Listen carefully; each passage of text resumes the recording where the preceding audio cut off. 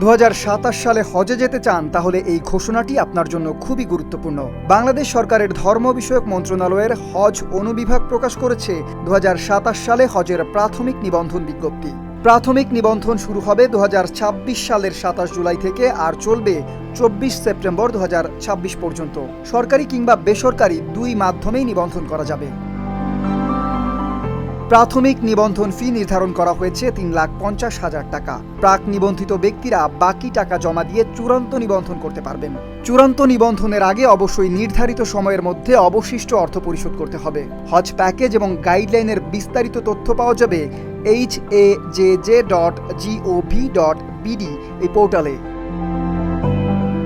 সরকারি ব্যবস্থাপনায় নিবন্ধনের জন্য প্রথমে ই-হজ সিস্টেমে একটি কোড তৈরি করতে হবে। এরপর union digital centre, Islamic foundation অথবা নির্ধারিত হজ অফিস থেকে নিবন্ধনের কার্যক্রম সম্পূর্ণ করা যাবে।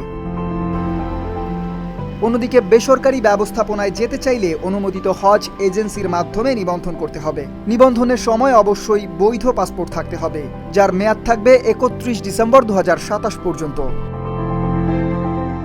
হজযাত্রীকে প্রশিক্ষণ, টিকা গ্রহণ এবং প্রয়োজনীয় তথ্য প্রদানের কার্যক্রমেও অংশ নিতে হবে। শুধু তাই নয়, শারীরিক ও মানসিকভাবে সুস্থ ব্যক্তিরাই এবার হজে যেতে পারবেন। 15 বছরের কম বয়সীরা এবারও হজে যেতে পারবেন না। গুরুতর কিছু রোগে আক্রান্ত ব্যক্তিদের জন্য রয়েছে বিশেষ বিধিনিষেধ। এ কারণে নিবন্ধনের আগে নিজের স্বাস্থ্য পরীক্ষা করে নেওয়া অত্যন্ত জরুরি।